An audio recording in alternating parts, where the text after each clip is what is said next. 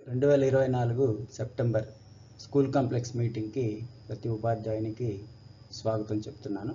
ఈ వీడియోలో స్కూల్ కాంప్లెక్స్లో సబ్జెక్టు కాంప్లెక్సెస్కి అలాగే ప్రైమరీ కాంప్లెక్సెస్ గురించి కూడా ఉదాహరించడము వివరించడము జరుగుతుంది. జాగ్రత్తగా విని దీని ఇతరులు కూడా షేర్ చేయడానికి ప్రయత్నం. సో ఇందులో ఎలా ఉంటుంది, కాన్సెప్ట్స్ ఎలా ఉంటాయి అన్నదాన్ని చూద్దాం. ఈ కాన్సెప్ట్స్ని మనం రెండు రకాలుగా డివైడ్ చేసుకోవచ్చు. ఒకటి జనరల్ టాపిక్స్, రెండవది టీచింగ్ టాపిక్స్ అనేసి. సో జనరల్ టాపిక్స్ అంటే ఇందులో చాలా అంశాలు ఉన్నాయి. తర్వాత ప్రీవియస్ మీటింగ్ గురించి డిస్కషన్ చేయడం అనేది మొదటి కాన్సెప్ట్. అలాగా రెండుగా నేను డివైడ్ చేస్తాను, ఈజీగా మనకు అర్థం కావడం కోసం. దేనిపైన ఎక్కువ కాన్సన్ట్రేట్ చేయాలి అనే దానికోసం డివైడ్ చేయడం జరిగింది. సో ఇందులో మొదటిది జనరల్ టాపిక్, అదే లాస్ట్ ఆగస్ట్లో జరిగినటువంటి ప్రీవియస్ మీటింగ్ పైన డిస్కషన్ అనేది ఉంది. సో ఈ డిస్కషన్ చాలా చోట్ల జరగట్లేదని అధికారులు ఒక సర్వే దాన్ని రూపొందించారు. అందులో చాలా వరకు ప్రీవియస్ మీటింగ్ పైన డిస్కషన్ అనేది జరగలేదని తేలింది. అంటే మేబీ 50% మాత్రమే ఇది ఉంది. కానీ ప్రీవియస్ జరిగిన దానిపైన డిస్కషన్ అనేది కంపల్సరీ. ఇది కంపల్సరీగా సిఆర్సి హెడ్ మాస్టర్ నిర్వహించాలని కూడా పేర్కొనడం జరిగింది. సో ఇలాగా డిస్కషన్ చేయడం వల్ల లాభం ఏంటి అంటే, గతంలో చెప్పినటువంటి టాపిక్స్ ఏవైతే ఉన్నాయో వాటిని మనము కంప్లీట్ చేసామా, దాంట్లో ఏమైనా ఇంకా డౌట్స్ ఉన్నాయా, సో దానిపైన ఒక ఫీడ్బ్యాక్ లాంటిది మనకి వస్తే బాగుంటుందనే ఉద్దేశంతో దీన్ని పెట్టడం జరిగింది అన్నమాట. తర్వాత ఇందులో జనరల్ టాపిక్ సంబంధించి టీచ్ టూల్ వీడియోని స్విఫ్ట్ చాట్ని, మనకందరికి స్విఫ్ట్ చాట్ మన దగ్గర మన ఫోన్లో ఉన్నాయి. సో వాటిలో నుంచి ఈ 3 అంశాలను మనం డౌన్లోడ్ చేసుకోవడం, వివిధ సెషన్స్గా డివైడ్ చేయడం జరిగింది. సో అందులో మొదటిది టీచ్ టూల్ వీడియోస్ని చూడటం. టీచ్ టూల్ అనేది ఇంతవరకు రానటువంటి ఒక కొత్త నూతనమైనటువంటి ట్రైనింగ్ అది. సో టీచర్ యొక్క టీచింగ్ని మదింపు చేయడానికి ఉపయోగించబడేటువంటి అంశము. సో టీచర్ ఎలా పాఠం చెప్తున్నాడు, అతను ఎలా భాష ఉపయోగిస్తున్నాడు, ఎలా ప్రవర్తిస్తున్నాడు, ఎలాంటి టీఎల్ఎంస్ వాడుతున్నాడు అనే అంశాలని అక్కడ మదింపు అనేది చేస్తారు. దానికి సంబంధించినటువంటి ఇంట్రడక్టరీ వీడియోని స్విఫ్ట్ చాట్లో మనం చూడవలసి ఉంటుంది. అదేవిధంగా టీచర్ రిసోర్సెస్ బుక్ని కూడా డౌన్లోడ్ చేసుకోవాల్సి వస్తుంది.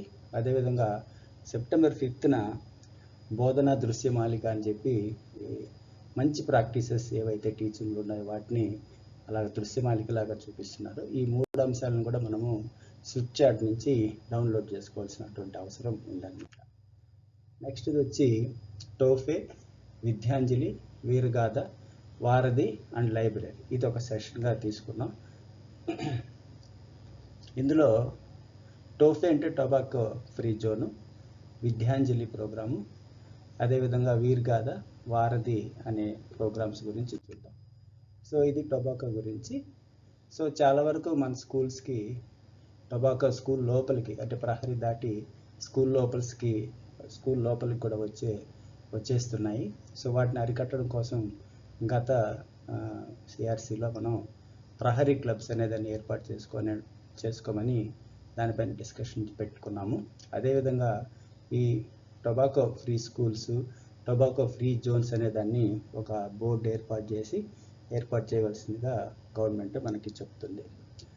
నెక్స్ట్ వచ్చి వీరగాథలో ఎవరైతే హీరోయిక్ స్టోరీస్, అంటే ఒక సైనికుడు, ఒక వీరుడు యొక్క మన ప్రాంతంలో ఉన్నటువంటి వారి యొక్క వీరగాథల్ని గ్రంథస్థం చేయడము, వాళ్ళని వీలైతే వెళ్ళి కలవడము, కలిసి వాళ్ళ యొక్క జీవిత విషయాలను గురించి క్రోడీకరించి వాళ్ళని ఒక స్టోరీ రూపంలో రాయడం అనేది వీరగాథ కిందకి వస్తుంది.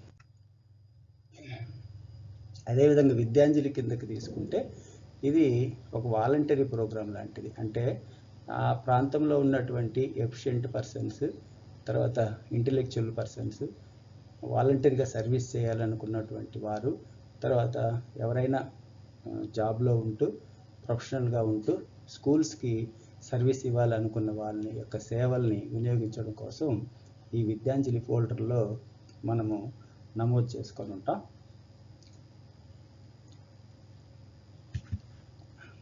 ఈసారి కూడా అలాగా మన శిక్షా సప్తాహ అప్పుడు మనం ఎన్జిఓస్ని, అంటే ఎవరైతే డోనర్స్ ఉన్నారో వాళ్ళని నమోదు చేశాం కదా, అదేవిధంగా విద్యాంజలిలో ఎడ్యుకేషన్ పరంగా వాలంటీర్గా సర్వీస్ చేసే వాళ్ళని నమోదు చేస్తాం. వాటి గురించి కూడా ఇక్కడ డిస్కస్ చేయడం జరుగుతుంది. తర్వాత వారధి వచ్చి ఒక వాలంటరీ ఇనిషియేటివ్. మన యొక్క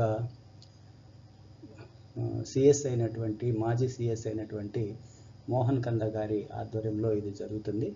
వీళ్ళు ఎస్ఏ రైటింగ్, ఎలక్ట్యూషన్ కాంపిటీషన్స్ పెట్టి మంచి బహుమతులను ఇవ్వడం జరుగుతుంది. సో ఈ ప్రోగ్రాం పైన కూడా మనము అంటే ఇప్పుడు డిస్ట్రిక్ట్ లెవెల్ ప్రోగ్రామ్ అనేది నడుస్తుంది కాబట్టి దాని గురించి కూడా మనము డిస్కస్ చేయాల్సినటువంటి అవసరం ఉంది.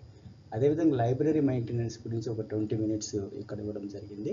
సో ఈ లైబ్రరీ మెయింటెనెన్స్ ఎలా చేయాలి, బుక్స్ ఎలాగ డిస్ట్రిబ్యూట్ చేయాలి, ఎలాంటి పుస్తకాలు ఏ తరగతి వాళ్ళకి ఇవ్వాలి అనే అంశాలను కూడా మనం ఇక్కడ డిస్కస్ చేయవలసి ఉంటుంది. ఎక్కడైతే సిఆర్సి జరుగుతుందో అక్కడ లైబ్రరీ మెయింటైన్ చేసే వాళ్ళని తీసుకొచ్చి వాళ్ళ ద్వారా మనం ఇది చెప్పించుకోవచ్చు. నెక్స్ట్ అదేవిధంగా ఇంతవరకు మన జనరల్ ఆస్పెక్ట్స్ చూస్తే ఇప్పుడు టీచర్స్ ఫోరం కింద టీచింగ్ ఆస్పెక్ట్స్ని ఇక్కడ డిస్కస్ చేయడం జరుగుతుంది. ఇది ఒక ముఖ్యమైనటువంటి ఘట్టము ఈ సిఆర్సిలో. ఇక్కడ ఫస్ట్ ఇది lesson planning and TLM preparation. So ముఖ్యమైన అంశం ఏంటంటే లెసన్ ఎలా చెప్పాలి. మన దగ్గర కంటెంట్ ఉంది, ఫిజికల్ ఫెసిలిటీస్ ఉన్నాయి, అంటే ఐఎఫ్బి ప్యానెల్స్ కానీ బ్లాక్ బోర్డ్స్ కానీ అన్నీ ఉన్నాయి. సో లెసన్ ఎట్లా ప్లాన్ చేసుకోవాలి, లెసన్ ఎలా చెప్పాలి అనేది మనం దృష్టిలో పెట్టుకోవాల్సినటువంటి అవసరం ఉంది. సో బిఫోర్ ద క్లాస్ ఏం చేయాలి, డ్యూరింగ్ ద క్లాస్ అవర్స్లో ఏం చేయాలి, ఆఫ్టర్ ద క్లాస్ ఏం చేయాలనే దాన్ని మనం ఇక్కడ డిస్కస్ చేయాలి. సో ఒక లెసన్ తీసుకొని ఆ లెసన్ ఎలా ప్లాన్ చేసుకోవాలి, ఏ యాక్టివిటీస్ ఇస్తే బాగుంటుంది, మెథడాలజీ ఏం వాడాలి అనేది ఫస్ట్ బిఫోర్ ద క్లాస్ చూసుకుంటాం. క్లాస్ జరిగేటప్పుడు ఈ టీచింగ్ లెర్నింగ్ అనేది జరిగేటప్పుడు ఎలాంటి జాగ్రత్తలు తీసుకోవాలి, ఎలాగ మనం పిల్లల్ని మోటివేట్ చేయాలి దాన్ని మాట్లాడుకుంటాం. అసెస్మెంట్ ఎలా చేస్తామనేది ఆఫ్టర్ ద క్లాస్ చేస్తామా లేదా డ్యూరింగ్ ద క్లాస్ చేస్తామనేది కూడా నిర్ణయించుకుంటాం. సో దీనికి అనుగుణంగానే టీఎల్ఎం ప్రిపరేషన్ అనేది కూడా ఇందులో ఒక పీరియడ్ లాగా పెట్టాడు, ఒక సెషన్ లాగా పెట్టారు. సో ముఖ్యంగా వాళ్ళు అఫీషియల్స్ చెప్పింది ఏమంటే సైన్సెస్ వాళ్ళు మాత్రం టీఎల్ఎం అనేది బాగా ప్రిపేర్ చేస్తున్నారు, మిగిలిన ఎవరు కూడా ఈ సిఆర్సిస్లో దీనిపైన కాన్సన్ట్రేట్ చేయలేదు అని చెప్పడం జరిగింది. కాబట్టి ప్రతి సబ్జెక్టు వాళ్ళు కూడా టీఎల్ఎంని ప్రిపేర్ చేయడానికి ప్రయత్నం చేస్తే బాగుంటుందని నేను కోరుకుంటున్నాను. అదేవిధంగా డిస్కషన్ ఆన్ డిఫికల్ట్ టాపిక్స్. ఇప్పుడు మనకి పుస్తకాలు మారాయి, అదేవిధంగా ఎన్ఈపి 2020 అవసరాలు వేరుగా ఉన్నాయి. అదేవిధంగా ఇప్పుడు మన దగ్గర చదువుకున్నటువంటి పిల్లల యొక్క మేధాశక్తి కూడా విభిన్నంగా ఉంది. సో అలాంటి పరిస్థితుల్లో డిఫికల్ట్ టాపిక్స్ని వివరించడం అనేది చాలా ముఖ్యమైనది. అంటే ఒక పారాగ్రాఫ్ లాగా చదివి దాన్ని ఎక్స్ప్లెయిన్ చేయడం అనేది పాత పద్ధతి, అది పోయింది కూడా, అది దానివల్ల ఎలాంటి లాభం కూడా లేదు. కాబట్టి డిఫికల్ట్ కాన్సెప్ట్స్ని ఐడెంటిఫై చేసి వాటిని ఎలా చెప్పాలి అనే దాన్ని కూడా మనము ఇక్కడ డిస్కస్ చేయాల్సినటువంటి అవసరం ఉందన్నమాట. సో నేను ఇది యాక్చువల్గా చాట్‌జీపీటీని ఉపయోగించి ప్రతి పాఠంలో ఎలాంటి డిఫికల్ట్ కాన్సెప్ట్స్ ఉన్నాయో అడిగాను. 7th క్లాస్కి సంబంధించేది, 7th క్లాస్ సైన్స్ సంబంధించి. సో అదే కొన్ని అంశాలు నాకు ఇవ్వడం జరిగింది. సో అలాగే మీరు కూడా సిఆర్సిలో చాట్‌జీపీటీ కానీ జెమినీ కానీ ఉపయోగించి ఈ డిస్కషన్ ఆన్ డిఫికల్ట్ టాపిక్స్ అని కొడితే క్లాస్ కొట్టినారంటే, సబ్జెక్ట్ క్లాస్ కొట్టారంటే అదే డిఫికల్ట్ టాపిక్స్ని ఇస్తుంది, తెలుగు హిందీ తప్ప మిగిలిన అన్ని సబ్జెక్టులకు అది ఇస్తుంది. సో మీరు అలాగే తీసుకొని కూడా డిస్కస్ చేయొచ్చు. నెక్స్ట్ టీచర్ రిసోర్స్ బుక్స్ అనేవి తయారు చేశారు సాల్ట్ ప్రోగ్రామ్ కింద. దాన్ని మనం యూజ్ చేయట్లేదు, ఎందుకంటే పీడిఎఫ్లో వాళ్ళు పంపించడం జరిగింది. ఆ పీడిఎఫ్లోనే ఉంటుంది అది, ఎప్పుడు మనం దాన్ని అంటే లెసన్ ప్లాన్కి ఇంటిగ్రేట్ చేసుకోవట్లేదు. సో లెసన్ ప్లాన్ ఎవరో రాస్తున్నారు, సో దాన్ని మనం మనకు అనుగుణంగా వాడుకుంటున్నాం. సో ఇప్పుడు ఏం చేశారంటే ఈ టీచర్ రిసోర్స్ బుక్ని స్విఫ్ట్చార్ట్ యాప్ నుంచి డౌన్లోడ్ చేసుకొని, సో దాన్ని లెసన్ ప్లాన్లోకి ఇంటిగ్రేట్ చేసుకోమని చెప్పడం జరిగింది, దానికి డిస్కషన్ చేయమని జరిగింది. ఇంతకీ టీచర్స్ రిసోర్స్ బుక్లో ఏముంది అనడానికి మీకు మ్యాటర్ లాగా ఇచ్చారు, డౌన్లోడ్ కూడా చేసుకోవచ్చు.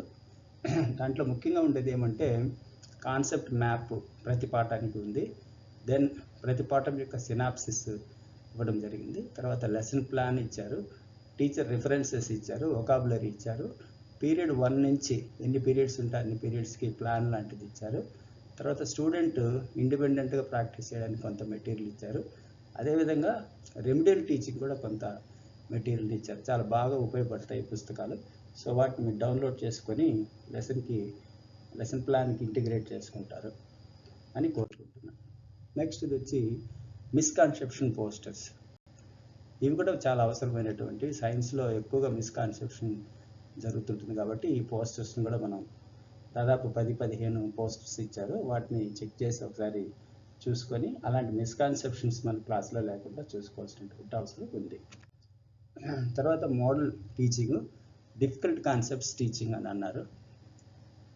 ఇక్కడ మోడల్ టీచింగ్ అంటే ఏదో క్లాస్ పిల్లల్ని తీసుకొని వచ్చి వాళ్ళకి ఏదో మనం మోటివేషను, టీఎల్ఎం యూసేజ్, తర్వాత టీచర్ వర్క్, స్టూడెంట్ వర్క్ అని కాకుండా ఒక కొత్త విధానంలో ఎలా చెప్పాలి, ఎలా చెప్తే వాళ్ళకి అర్థమవుతుంది అనే దాన్ని మనం ఇక్కడ కొంత డిస్కషన్ చేసి అలాంటి మోడల్ టీచింగ్ చేయొచ్చు. లేదు అంటే డిఫికల్ట్ కాన్సెప్ట్స్ ఏవైతే ఉన్నాయో వాటిని ఐడెంటిఫై చేసి దాన్ని ఎలా టీచ్ చేయాలో కూడా చెప్పవచ్చు. సో ఎగ్జాంపుల్కి ఇవన్నీ డిఫికల్ట్ కాన్సెప్ట్స్. 10th క్లాస్ తీసుకున్నాను నేను. సో 10th క్లాస్లో 2 లెసన్స్ తీసుకున్నాను, రిప్రొడక్షన్ ఒకటి, హెరిడిటీ ఒకటి బయాలజీలో. సో ఈ రెండిట్లో ఇవి డిఫికల్ట్ కాన్సెప్ట్స్గా నాకు తోచింది. సో వాటిని ఎలాగ టీచ్ చేయాలని దాన్ని ఇక్కడ మనము డిస్కస్ చేయొచ్చు. సో ఇది ఈ నెల జరగబోయేటువంటి స్కూల్ కాంప్లెక్స్లోని ముఖ్యాంశాలు. అంతేకాకుండా ఈసారి ఫీడ్బ్యాక్ కూడా ఇచ్చారు. సో ఆ ఫీడ్బ్యాక్ ఫామ్ని కూడా మనం కంపల్సరీగా ఫిల్ చేసి సో దాన్ని సబ్మిట్ చేస్తే మన ఫీడ్బ్యాక్ని బట్టి రేపు అసెస్ చేసి ఒక సర్వే ఫామ్ లాగా తీసుకొని వాళ్ళు అసెస్ చేసి మళ్ళీ మనకి నెక్స్ట్ దానికి కొన్ని మార్పులు చేయడానికి అవకాశం ఉంటుంది. కాబట్టి మిత్రులారా, సో ఈ వీడియో మీకు అందరికీ ఉపయోగపడి ఉంటుంది, నచ్చి ఉంటుంది. కాబట్టి తప్పకుండా దీన్ని ఇతరులకు షేర్ చేయండి. అలాగే ఒక లైక్ చేయండి. తర్వాత ఛానల్ని మీరు ఇంతవరకు సబ్స్క్రైబ్ చేసుకోకపోతే సబ్స్క్రైబ్ చేసుకోండి. Thank you very much.